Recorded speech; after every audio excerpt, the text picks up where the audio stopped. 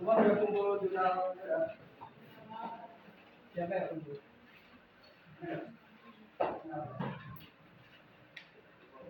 Lupa.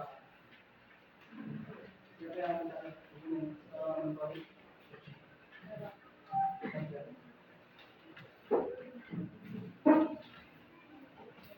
Lupa hari ibadah atau lupa urut?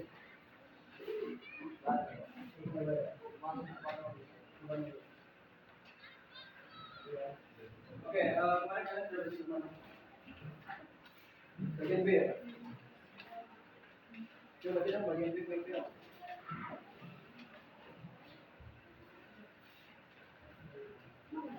Sudah ya, Pak ya? Sudah ya? Oke, kemarin sampai kan dari mana kasih Allah dapat membantu kita dalam perjalanan ini memahami siapa kita dari mana? Sudah ya? Nah kemarin Bu Penny sampai ini ya, kalian jawab.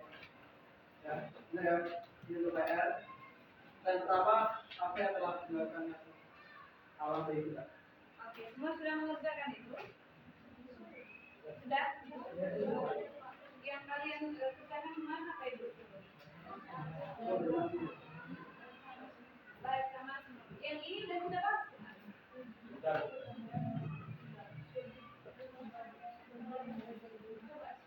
Oh, ini sudah. Tambahkan catatan yang dibuat Pak Tio ini kan sudah bagus Pak. Coba.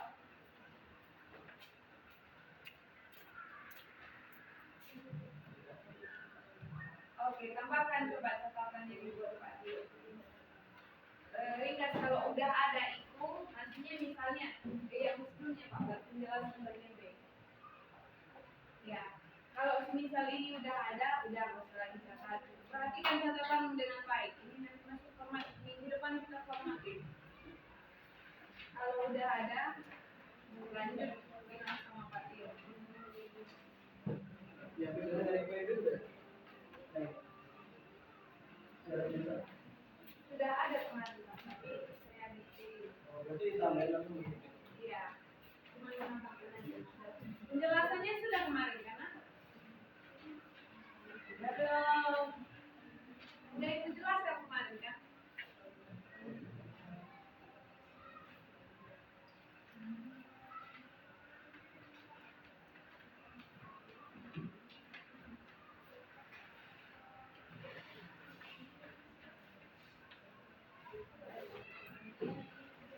Siapa yang lengkap catatannya?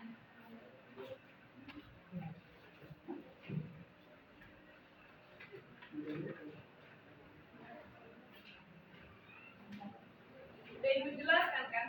Nah bagian ini kemarin yang Ibu jelaskan ini loh, kan kita sudah dipilih Allah untuk menerima kasihnya kan ya. Puncak kasih Allah tertinggi adalah penebusan Yesus di kayu salib, dan penebusan itulah yang harusnya membuat kita merasa bagaimana hubungannya dengan identitas diri. Oh, berarti masih kurang jelas Pak. Jelaskan ulang Pak Tio. Oke. Dengan penjelasan Pak Tio dan tuliskan bagian-bagian pentingnya. Mungkin kalian tambahin aja bagian-bagian yang menurut kalian itu penting dan belum tercatat di program. Oke, jadi tujuan dari kita pada hari ini itu bagaimana kita mengetahui identitas diri kita sebagai orang percaya melalui kasih Kristus kepada orang percaya. Gitu ya. Jadi goals dari kita pada hari ini itu bagaimana kita memahami siapa diri kita, mengetahui identitas diri kita melalui kasih Allah kepada orang percaya. Oke. Jadi poin pertama itu tentang kasih Allah dan pemilihan umatnya. Jadi dan kita bahkan di buku depannya.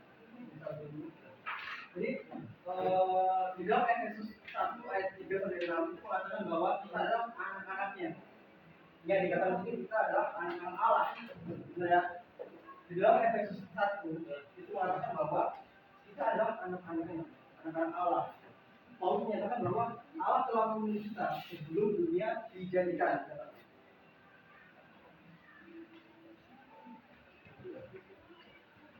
Oke.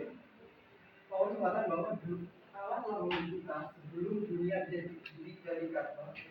Jadi dikatakan bahwa sebelum kita lahir bahkan sebelum dunia dijadikan, Allah telah menetapkan kita sebagai anak-anaknya, sebagai anak-anak Kristus. Dikatakan juga Allah memilih kita dalam Kristus oleh karena iman kita pada Kristus sebagai juru selamat yang hidup. Nah, jadi di sini kita bisa melihat siapa diri kita, siapa identitas kita di depan Tuhan. Jadi mengapa ini penting untuk dijelaskan, untuk ditekankan? Karena seusia kita, seusia anak kelas 10, di mana kalian sedang berproses mencari jati diri. Yang dikatakan kalian sedang mencari jati diri. Jadi kalian masih bingung-bingung siapa saya sebenarnya dan apa yang saya lakukan untuk saya menemukan jati diri saya. Nah, dari pembelajaran ini, dari perkataan Paulus, kita bisa melihat bahwa kita adalah anak-anak Kristus. Benar ya? Jadi jangan bingung lagi. Jadi tanya siapa kamu, siapa saya. Kita bisa dengan tegas mengatakan saya adalah anak-anak Kristus. Saya adalah orang pilihan Allah. Bahkan sebelum dia dijadikan, Tuhan telah menetapkan saya sebagai anak-anak.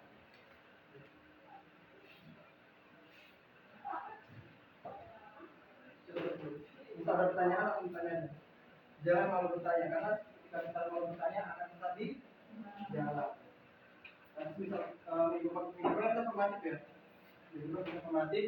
Semisal ini keluar, yang kalian malu bertanya, pas kalian jawab soal dan kalian nggak bisa, kalian tulis sendiri. Kenapa kalian nggak tanya Pak? Kenapa kalian nggak tanya ke Penny? Jadi sebisa mungkin kalian belajar. Karena ini anak waktu kalian belajar. Coba dulu.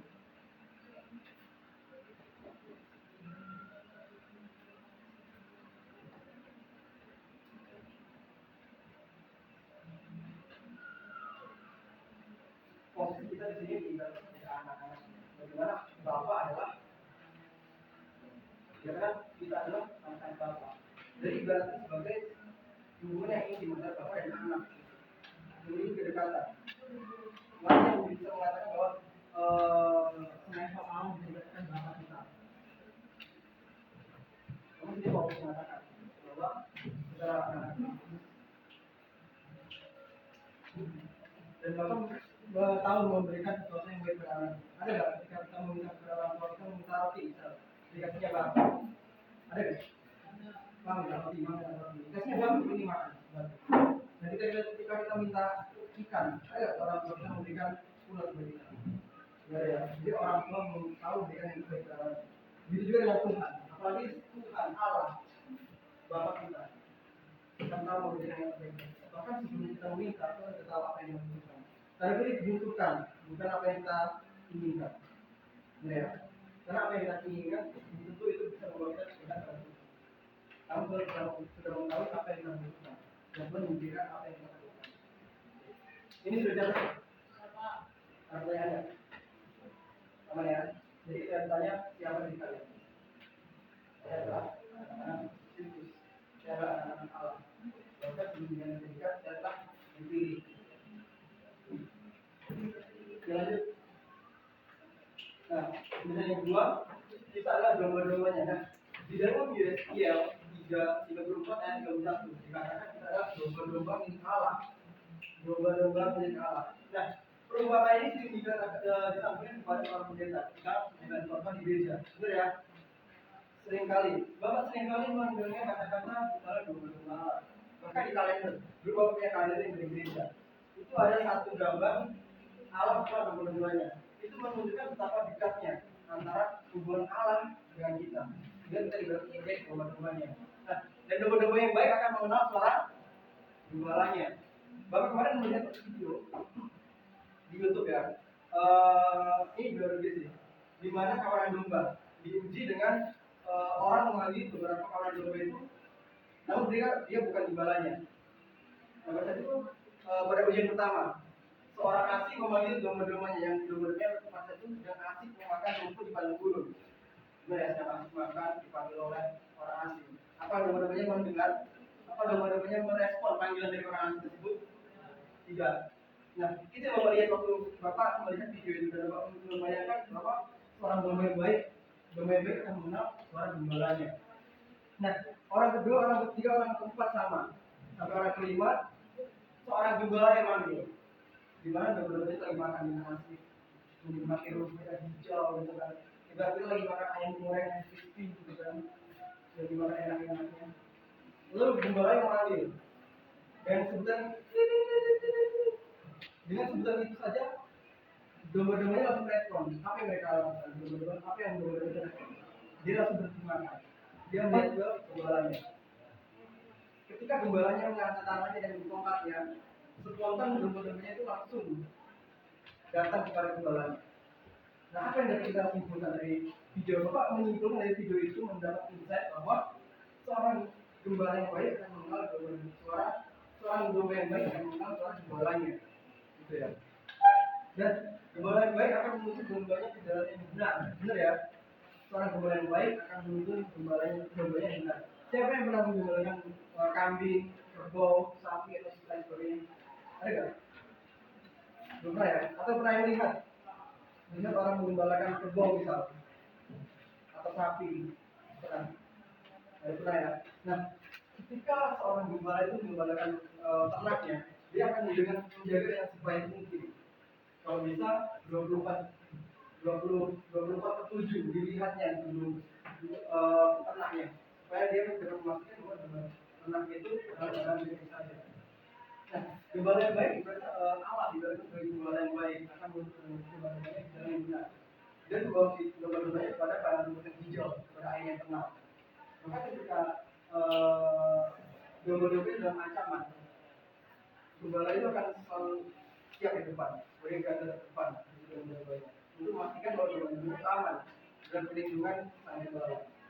Begitu juga dengan kita. Kita ibarat sebagai domba-domba. Kita adalah domba-domba Allah dan Bapak adalah gembala kita. Bagaimana Allah melindungi kita? Namun seringkali kita berpikir bahwa ketika kita dalam kesulitan, ketika kita dalam hal yang itu menurut kita itu sulit dihadapi, kita berpikir mana Tuhan mana Yesus, mana Kristus yang dijadikan itu. Nah, ketika kita dalam kasus itu, apa kita datang kepada Tuhan? Apa kita memohon kepada Tuhan, kita menyerahkan diri kepada Tuhan, kita berdoa kepada Tuhan? Ada nggak? Ada nggak? Kita ada mengalami kesulitan mungkin yang real, menghadapi formatif. Ada nggak kita datang kepada Tuhan? Belajar kita menyerahkan diri kepada Tuhan. Ada, harus itu harus itu. Karena kita nggak bisa mengalahkan diri sendiri. Kita nggak berdoa. Dia tidak bisa mengalahkan dirinya sendiri. Ya, kita juga tidak bisa mengalahkan diri sendiri. Waktu itu kita membutuhkan penolong. Itu Yesus Kristus di sana. Oke. Ada yang kedua, kita menyadari diri sebagai anak dan domba Allah. Nah, kita terlalu memahami bahwa diri kita adalah anak-anak Allah dan domba Allah. Ibaratkan ya, sebagai domba Allah. Apa yang kita dapat? Apa yang nanti saya lakukan? Saya telah mengetahui bahwa saya adalah anak-anak Allah. Itu adalah setelah dipilih, maka sebelumnya dijadikan. Apa respon kita? Coba. Apa respon kita ketika kita mengetahui bahwa kita adalah pilihan Allah?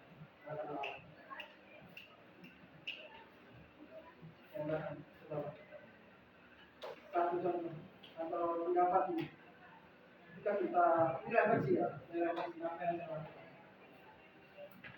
Yang lain juga berpikir ya, bisa jadi saya coba tanya.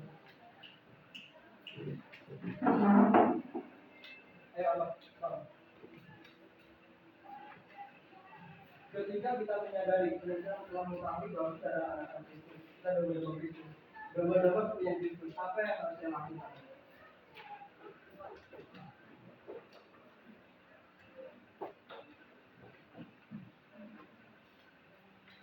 Apa kita? Taat ibadah. Taat.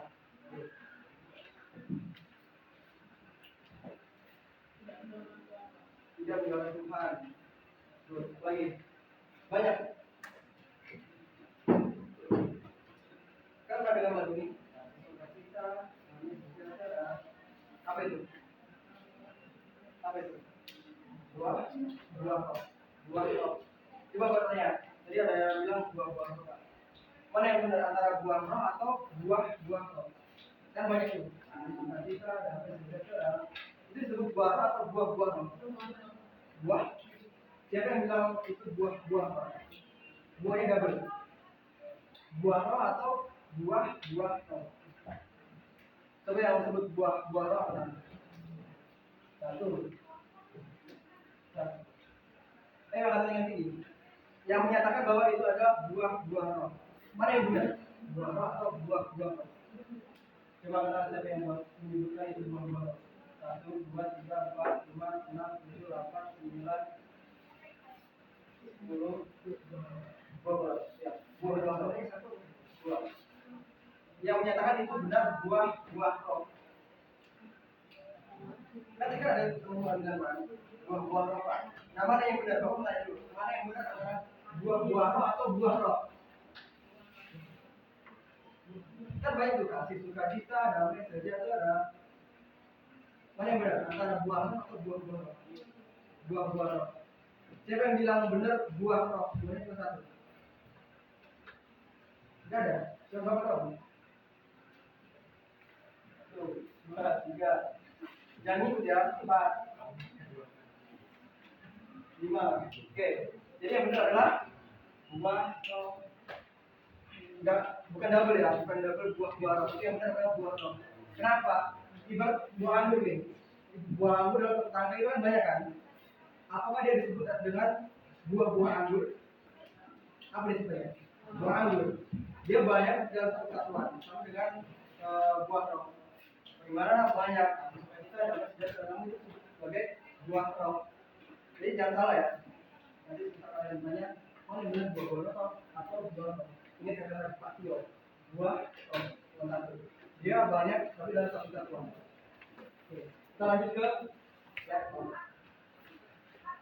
Coba tadi, coba belum sebenarnya apa itu?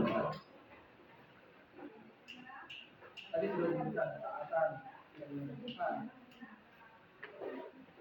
Itu kalau satu buah-buah kita harus beri dengan Kristus. Kita Jika kita telah menjadi seorang anak dari Kristus, kita harus menjadi Kristus, siapa Kristus melalui hidup kita. Kalau simpel dalam kelas kita menjadi cermin bagi Kristus. Contohnya, kita sering mengasihi sama teman kita. Bagaimana melalui diri kita, teman kita ini bisa melihat bahwa Kristus yang ada dalam kehidupan saya. Bahwa Kristus ada yang bahwa Kristus yang ada di dalam kehidupan saya. Bahwa saya adalah anak Kristus. Dan sebaliknya, ketika dikatakan saya adalah Kristus, tapi waktu seperti iblis. Itu kan? Salah dong. Ketika kita disebut sebagai anak-anak Allah, anak Kristus, kita menjadi cerminan bagi Kristus. Susah nggak? Susah. Melakukan dua pun sulit, sangat sulit. Kamu bisa nggak? Siapa kemarin yang ikut BGA, kelas BGA? Atau di mana? Ada? Nggak ada ya? Ini kemarin banyak SMP. Apa ada disitu tentang posisi kita di dunia naratif itu kan biasanya modern dan asumsinya. Jadi posisi kita itu ada di data dua kali. Di mana kita melihat posisi manusia bisa tidak berdosa, bisa tidak berdosa. Jika kita dalam kedudukan, jadi bisa kita tidak melakukan dosa, memilih untuk tidak melakukan dosa, bisa ya. Sebelum Yesus datang kedua kali, sebelum penebusan, posisi kita adalah posisi non-PKI, tidak bisa tidak berdosa. Gitu. Namun ketika Yesus telah datang menebus, itu adalah itu adalah puncak dari kasih Kristus. Makanya disebut kita posisi non-PKI, bisa tidak berdosa. Itu adalah posisi kita. Oke, jadi kita mengetahui respon ketika kita telah paham bahwa identitas saya sebagai anak-anak Kristus. Identitas saya adalah domba-domba milik Allah. Makanya saya melakukan sama seperti Kristus. Bagi cermin Kristus. Kita diberikan kehendak bebas, free will. Kita sudah baca ini. Kita ada baca tentang free will, kehendak bebas. Bahwa kita diciptakan dari robot. Kita diciptakan dengan di sistem. Kalau robot kan bisa di situ kan. Dia dipukul pun besok lagi dia tak pukulannya. Dia nggak boleh marah. Tapi kita sudah berubah. Nah itulah memberikan bebas. Bagaimana kita menggunakan kehendak bebas itu untuk merayakan Tuhan. Karena dia disebutkan bahwa posisi kita adalah bisa tidak berdosa. Bagaimana kita taat kepada Tuhan. Terus disampaikan teman-teman itu taat dengan taat tidak menggunakan Tuhan. Oke, paham ya? Semisal nanti di format ditanyakan, dijawab berapa persen? 100 sampai dari 5 sampai 1%. Jadi kan ditanya, ketika kamu sudah menyadari bahwa identitas adalah anak Kristus, apa yang kamu lakukan? Ini lebih refleksi loh. Benar ya? Kita refleksi diri kita. Ini bukan pertanyaan yang sulit. Karena ini refleksi. Bisa ya? Dengan tanya, ini Bapak yang refleksi, bisa ditanya. Harus benar. Oke, lanjut ya. Kita selesai 9:30 kan? Silahkan.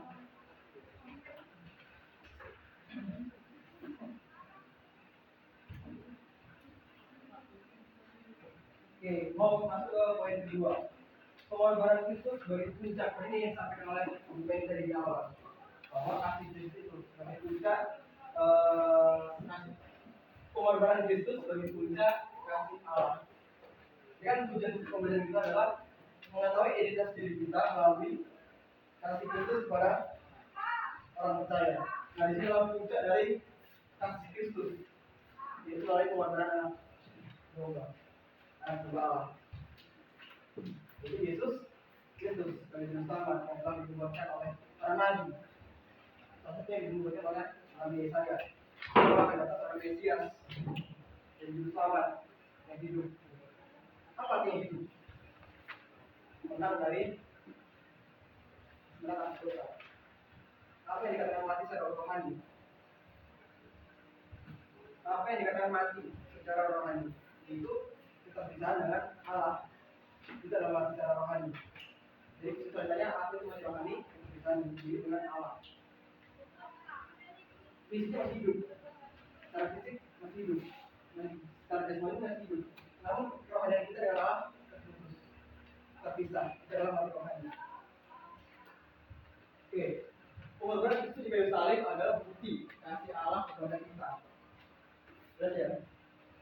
Yang dikatakan Nabi tadi, mengatakan bahwa pengorbanan Kristus adalah di kayu salib adalah bukti kasih Allah kepada kita yang melaluinya kita diperdamaikan dengan Allah. Maksudnya diperdamaikan dengan Allah, kita disatukan dengan Kristus, disatukan dengan Allah melalui pengorbanan anak domba Allah. Kristus rela menanggung dosa kita untuk memberikan kita hidup yang baru di dalam Dia. Artinya, coba kalian pikir, sebenarnya siapa yang layak untuk dihukum? Manusia. Sebenarnya juga dipikir kita adalah orang-orang yang untuk membuat kita hidup. Benar ya? Kita sudah mendapat Kristus, kita sudah mendapat Kristus, kita sudah banyak apa yang kita lakukan itu bukan Kristus. Namun Kristus rela mati dari salib untuk menebus dosa. Bahkan ketika Yesus mati setelah dari salib dan salibkan, apa yang dikatakan kepada orang-orang yang telah menyalibkan mereka? Ada yang ingat apa perkataan Yesus ketika disalibkan? Dia Yesus berkata kepada Bapa, ampunilah mereka, sebab mereka tidak tahu apa yang mereka perbuat. Yesus ya, kata apa?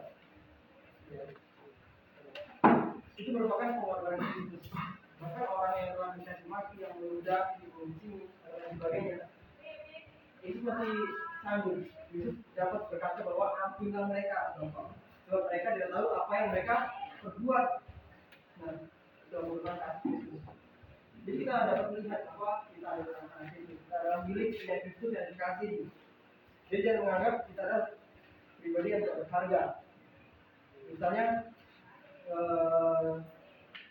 Bapak kalau contoh di luar ya, ada keluarga yang berbuat hukum, keluarganya cerai, besar ya. Dan itu anaknya mengklaim bahwa dirinya adalah anak yang tidak sempurna dan memiliki keluarga. Dan dalam tanda kutip, apakah dia merasa dia tidak berharga? Dia tidak memiliki siapa-siapa? Apakah sudah tidak? Karena dia dikasih lebih dari orang tua. Ada nggak anak-anak yang tidak memiliki orang tua, misalnya orang tuanya sudah meninggal, dia tetap hidup? Ada banyak. Kalau kalian bisa lihat di panti asuhan itu kan berarti orang tuanya nggak ada ya, orang tuanya ada tapi mungkin mereka masih bisa hidup karena kasih Allah itu lebih besar daripada orang tua. Benar ya? Kalian jangan mendapatkan kasih orang tua saya lebih besar daripada kasih Allah. Apapun saya minta dikasih oleh orang tua saya. No, jangan sampai kalian berpikir seperti itu. Karena kasih Allah yang sempurna, kasih Allah yang ultim adalah dari kasih Kristus. Kasih Allah sempurna yang mengasihi kita. Orang tua adalah perantaraan bagi Allah. Apapun yang kita dapat, apapun yang kita minta dari orang tua kita, dan ketika orang tua kita itu memberi, itu merupakan pemberian dari Allah. Allah memberikan itu melalui orang tua kita, perantaraan orang tua kita. Jadi ingat, ketika kita berdoa, ketika kita meminta kepada Bapa, dan itu belum dikabulkan. Karena jawaban doa ada 3. Jawaban doa ada 3. Yang pertama, ya, tidak, nanti tunggu dulu. Itulah jawaban. Artinya jawaban dia. Ya, tidak, dan tunggu dulu. Artinya tunggu dulu kalian belum siap untuk mendengar. Atau bahkan itu tidak sesuai dengan apa yang Tuhan inginkan. Bahkan apapun yang bisa jadi apa yang kalian minta itu bukan membuat kalian dekat dengan Tuhan. Dan kan seperti jawab berikutnya. Contohnya apa? Tuhan aku minta handphone. Tuhan aku minta motor. Setelah dikasih motor, kita salah. Ketika kita minta handphone, Tuhan minta handphone. Tuhan minta laptop untuk belajar. Setelah dikasih handphone, setelah dikasih laptop, juga untuk game. Bukan berarti nggak boleh game, boleh. Saya bergunakan dengan hikmat. Maksudnya ada waktunya untuk game. Terus lagi, digunakan untuk melakukan hal yang tidak benar, dan membunuh, pornografi. Semua, bukan yang coba-coba ya, semua. Kita bisa terjebak di jadi pergunakanlah apa yang Tuhan berikan itu untuk berhikmat. Ketika Tuhan dipercayakan, Tuhan percaya bahwa kalian itu sudah mampu untuk bisa menahan diri.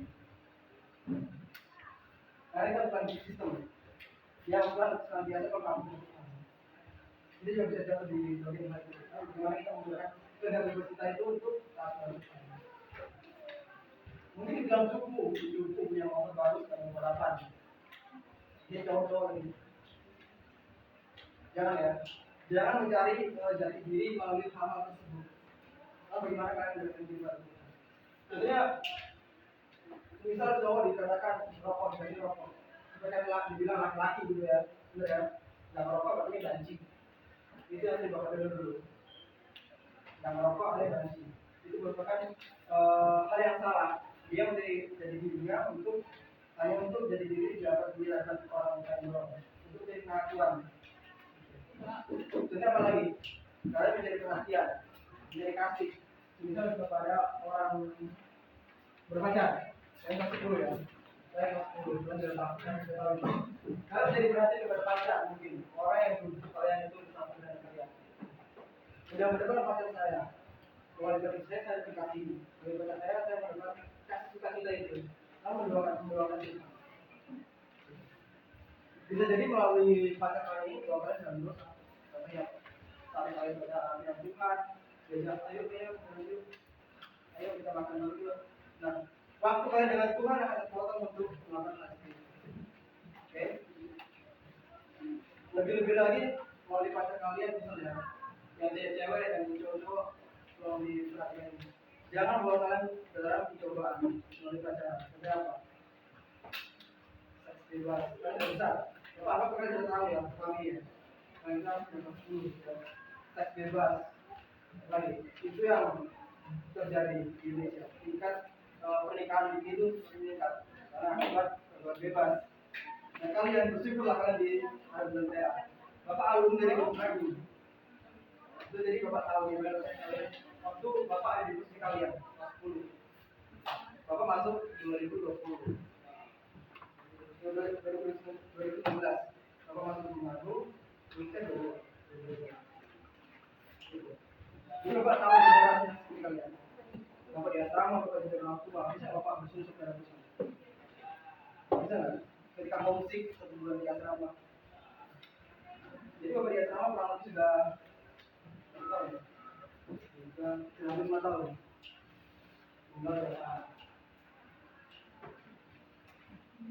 Nah, sekarang di Yohanes 3 ayat 16 sekarang begitu besar kasih Allah sehingga ia mengorbankan anaknya tunggal. Karena begitu besar kasih Allah dunia ini sehingga ia telah mengorbankan anaknya tunggal supaya setiap orang yang percaya kepadanya beroleh hidup yang kekal. Sudah catat ini? Misal ada pertanyaan, ada poin-poin yang kalian nggak paham, mau dijelaskan tahu bisa kalian ingat juga ya. Kalian nggak paham. Karena metode belajar orang itu berbeda-beda. Bisa orang mau baca ini dia langsung paham isinya. Karena ada juga orang yang baru menggunakan bahasanya sendiri baru dia paham. Maka berkait orang yang tipikal orang yang bisa paham dengan tulis bahasa sendiri, bahasa orang sendiri. Untuk menyederhanakan, karena misalnya di GPT itu akan lebih formal, benar ya? Benar lebih formal. Nah, kalau di waktu kuliah, jika dosen menjelaskan, bapak akan mencatat sesuai apa yang bapak tangkap. Dan setelah itu bapak akan validasi dosennya. Benar nggak pemikiran saya? Jadi kalian harus temukan di mana ada belajar kalian. Bapak juga nggak bisa belajar di tempat yang ramai.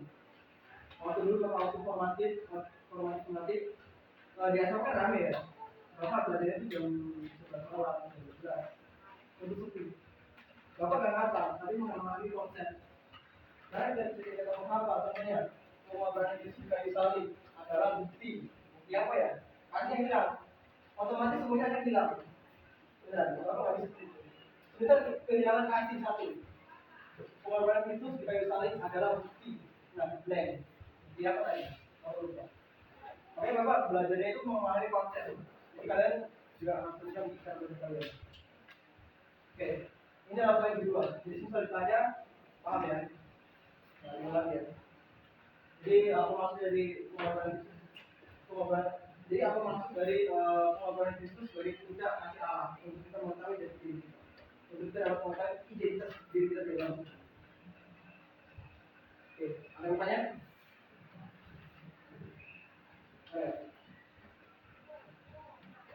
Saya bingung, ada ngantuk, ada lapar, tapi lapar. Kembali ke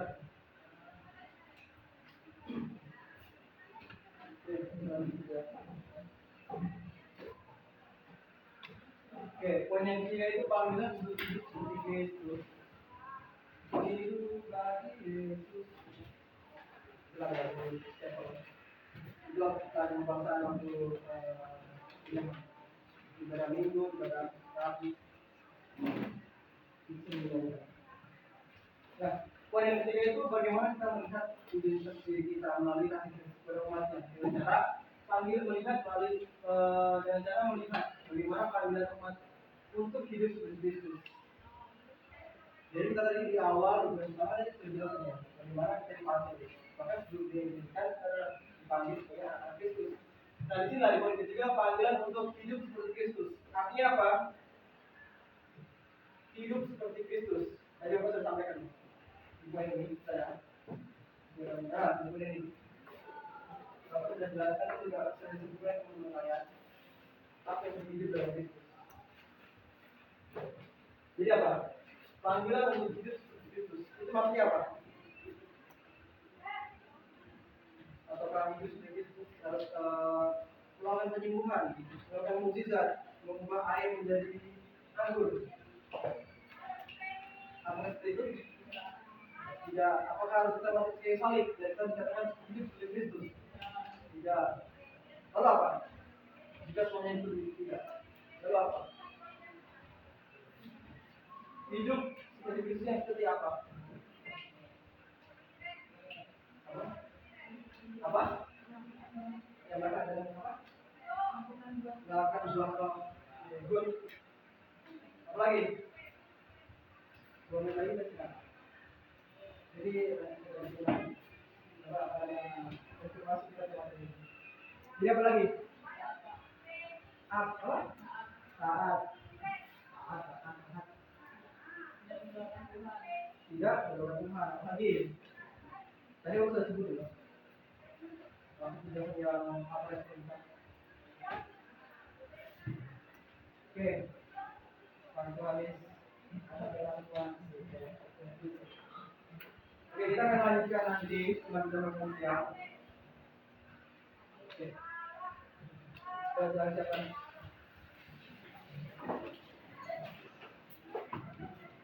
Ya.